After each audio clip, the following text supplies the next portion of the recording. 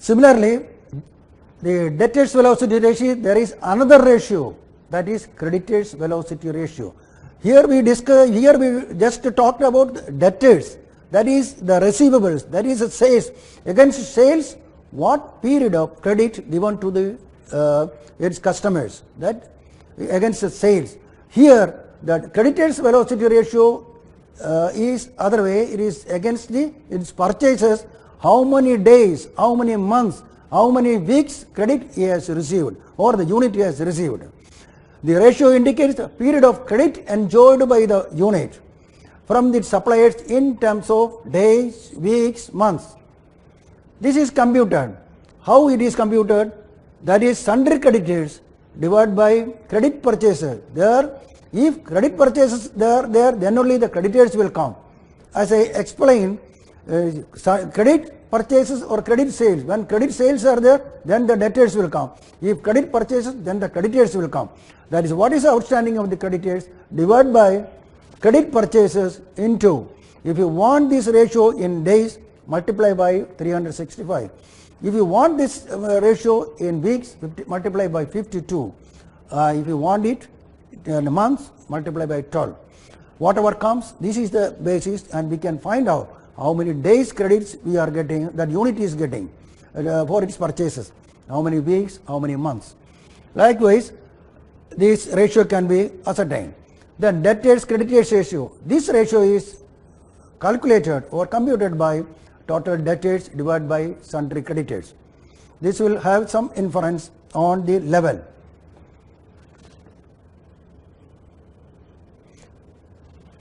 Having discussed the three classification, three groups, that is liquidity ratio, capitalization ratio and activity ratio. Now we will go to the last one, the last group, that is profitability ratio. The profitability ratio, that is gross profit divided by sales, that is one ratio into 100. That is a calculation. But what does it indicate? This shows the percentage of profit made directly from the sales. That is gross profit divided by sales. That indicates the percentage of profit made directly from the sales. These trends, the trends of the ratio over years are to be calculated, because not 1 year. What is the trend? What is the past trend? Whether it is making the profit, and if at all it is making the profit, to what extent? What is the percentage? Any increase, any decrease? If it is any decrease, if the sales or if the percentage is going down, then as a banker it is required to be explored, required to be ascertained. Then you take a suitable conclusion out of that. And it shows that if an increasing trend is comparable with that of the industry, it is a healthy trend. Compare with the industry, especially in the large scale industries, it is compared with the industry average. That we have already one illustration have shown. Now, if it is a healthy trend, if it is above the industry average, yes, it shows, it indicates a healthy trend. But if the ratio is lower than the industry average, the banker should find out the reason thereof, as it shows the inefficiency of the unit. If that is going down, industry average is better than this one, this unit's position, then that should be ascertained, because that indicates in one way it is an inefficiency of the unit. Okay. Now comes next ratio under this group, that is net profit divided by sales. This is always taken for meaningful analysis. What does it speak? What is the meaning? What inference can be drawn out of this ratio? Friends, this net profit divided by the sales indicates a relation between final profits after debiting to all the expenses. What is the profit available for declaring the dividend, or in the case of other unit, if it is to be shared among the partnership, if it is among the partners, or it is to be retained in the business, like that. But normally when we talk about this ratio, it is more relevant in the case of limited companies where the available profit for declaring this dividend is adequate, whether that dividend can be maintained at the previous level or in a better level. Okay, then how it can be, the net profit can be affected by the factors other than sales. It shows the relation between the final profits to the company sales. The net profit can be affected by factors other than sales also, because if expenses are on increase, naturally it will be a hit to the net profit. And as a banker, what banker normally does, banker will always analyze what is the percentage, what is the trend. He compares with that of the previous periods, and thereby then he will ascertain if the profitability is going down, then where is the, what is the problem. If any expenses are disproportionate to that of the sales, that of the past trend, he will ascertain all these things and to come to the logical conclusion. Now the other ratio is net profit to net worth. That is, what is net worth is source of fund. With that fund, how much earned, how much the unit has earned. The shareholders fund, net worth is a shareholders fund. That are it is reflected as a net worth. This indicates that the yield to the owners, this indicates what is the yield to the owner's contribution, owner's stake. If the yield is less than the yield from other investment avenues, naturally the investor will try to divert his funds to some other investment purpose. That is not a good sign. And similarly, if it is other way, then he will try to bring in more funds. If he siphon the funds from the business, and if not, he will not be interested in bringing. If it is a negative sign. If the investment, there is a net profit to net worth is on the declining trend, he will resort to this kind of practices.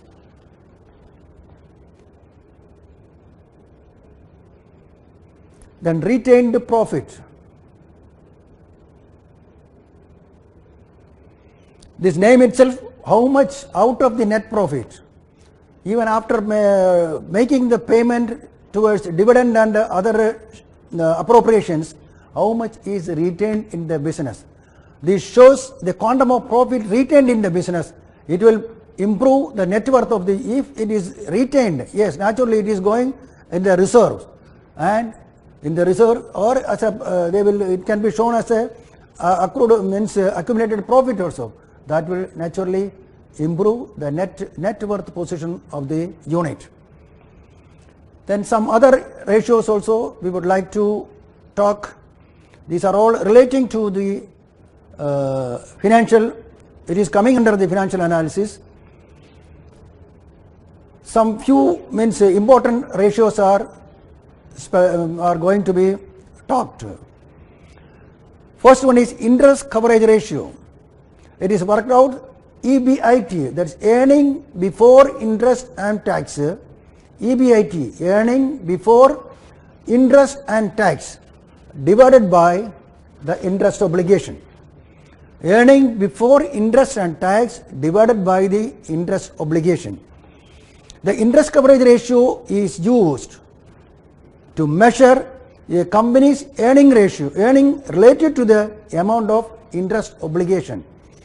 Whatever the interest obligation of in a year, if the interest earnings are sufficient to take care, or what is the number of times, whether it can be 1 time, 2 times, 3 times, that earnings are there to take care, to meet the interest obligation. That this ratio indicates that ability, that conclusion. The interest coverage ratio is considered to be a financial leverage ratio, and in that analysis, it analyzes one aspect of the company's financial viability regarding the debt. The interest coverage ratio is considered to be a financial leverage ratio, and in that analysis, one aspect of the company's financial viability regarding the debt. So another ratio,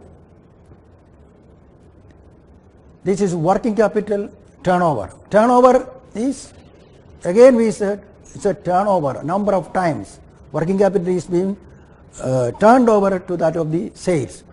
The working capital turnover ratio indicates the velocity utilization of net working capital. Net working capital, as I already explained, that is the contribution of the unit or contribution of the promoter in the unit by way of long-term funds. So the net working capital is turned over. It indicates the velocity utilization of net working capital. This ratio indicates the number of times this working capital has been turned over. Number of times working capital turned over in the course of the year. A higher ratio indicates efficient utilization of the working capital, whereas in the other way, a low ratio is otherwise. But a very high working capital turnover is not good situation for any firm. That is also not there. But here I will show an illustration just how it can be computed, it can be worked out. The working capital turnover ratio is worked out. Cost of sales divided by the net working capital, or the sales divided by the net working capital. Either these ways we can work out. Have a look on this illustration. There is 2 or 3 years working results are given. Only working results means only relative working results. That is sales. The first year 166 crores, second year 151.5, third year it is 169.5, 2011, 2012, 2013. And net working capital as against that, it is 53.87, 62.52, 103.09. What is the working capital turnover? So divided by sales divided by net working capital, you are getting 3.08. And in the second year, that is 2012, the working capital turnover is 2.4. And in the third year, that is 2013, it is 1.64. What does it indicate? The ratio indicates how much net working capital requires for sales in 2013. How much is required? It can be calculated by the reciprocal basis also, or reciprocal, it can be worked out. That is, suppose 1 divided by, for 1 rupee sales, it is 1.64 is the ratio of working capital turnover. Then 1 divided by 1.64, that gives 0.609. That means for 1 rupee sales, the working capital requirement is 0.609. Accordingly, we can work out, that means 0.609 means 60 paisa. For 1 rupee, the working capital requirement is 60 paisa. Thus, the ratio is helpful to forecast the net working capital requirement of a unit. That is why this ratio is being used for that purpose. Okay. See, as in the beginning, we talked what is interpretation. What is the meaning of interpretation? That is, interpretation is a process of examining the various data critically in order to draw some conclusion so far as the financial position is concerned of the unit. So now we will interpret these ratios as we have done in the classification in 4 groups. That is leverage ratio, liquidity ratio, then capitalization ratio, that is leverage ratio, then activity ratio and profitability ratio. The major or the main ratios, whether it is up or down, what way we can, what inference, what interpretation we can as a banker can make or we can make, that will be, we are going to talk now. Have a look on this illustration, this is a slide. See, the first one is the liquidity ratio. The most important ratio under this group, that is current ratio. If the current ratio, after doing this analysis, if the ratio is high, what is the inference? If the ratio is low, what would be the inference? Yes, If the current ratio shows high, yes, it can be taken in the positive way, it can be taken in some negative way also. That it indicates, as I told, that some cases the unit may hold the inventory or the stock much more than the required level. Here, if that be the case, naturally the ratio will be high. So here the current ratio is high. In that case, it indicates that high level of inventory. That is one presumption, one chance. The second one is high level of book debts. If the book debts, realizability of the book debt is slow, he is giving more credit. Of course, it had to be analyzed in the debtor velocity ratio. Here also, if the debtors are more, that shows that current asset is more. So that is a negative sign. That means inventory receivable management is not up to the mark. Then again, the credit received is curtailed. It is a good signature, a good symptom, means good indication that he is not depending on the creditors. He is making the payment. So that is the reason why the creditors holding of creditors or creditors level is going down. So naturally, and the current assets he is maintaining as required. So naturally the ratio would be high. There is another symptom, another indication. Then the prompt payment to the creditor, that is creditors, this level is reduced. Then these are the four major assumptions can be drawn or interpretation can be drawn in case the current ratio is on high side. Then again, at the other way around, if the current ratio is lower than the prescribed, in the case, what would be the interpretation? See, unable to pay the creditors, it is very low. That means unable to pay the creditors, means creditors level is more as compared to the current assets level. So it is creditors are more, naturally the current ratio will come down. So that is not a good sign, but it is other way. Then faster, then again, if another inference we can draw is faster realization of the debtors or receivables, it can be taken as a positive. It is good that receivable management is excellent. So debtors are reduced, that means current asset stands reduced and current liabilities creditors level is remain the same. So naturally the ratio shows ratio will be lower. It is a good sign so far as a banker is concerned, so far as a unit is concerned, and based on that banker will take a decision how much we can give. Then another is their diversion of the funds. Yes, this is not a positive, this one, it is a negative, this one. If the funds are being diverted, this shows the current ratio is on the other lower side, because he is not in a position to pay to the creditors, and creditors level will be going up, and naturally the ratio is also getting down. So these are the indication or inferences or the interpretation in case the current ratio is high, in case the current ratio is low. These are the major or main indications of this variance in this ratio. Now coming to another ratio, that is asset test ratio, that is coming under this liquidity ratio. Another ratio. Yes, what inference we can draw if the asset test ratio is high? What inference? It shows that asset test ratio is calculated taking cash, then receivables and investment realizable investments in the shorter period. These are the three items normally the bankers would take while calculating, while computing this ratio, asset test ratio. If this ratio is on the high side, that shows that ideal funds, he has got adequate cash, holding must be there, receivables may be there more. That is the reason why this is high. So his working capital requirement may be reduced because he is having ideal funds.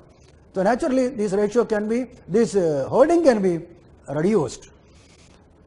Then another, if it is the other way, if the ratio is low, asset ratio is low, then it is a strain on its liquidity. the unit is not in a position to make payment, make or honor the immediate liability, immediate obligation in a shorter period. That indicates if it is low. If it is realistic, okay, fine. Otherwise, this is a negative sign so far as a unit is concerned.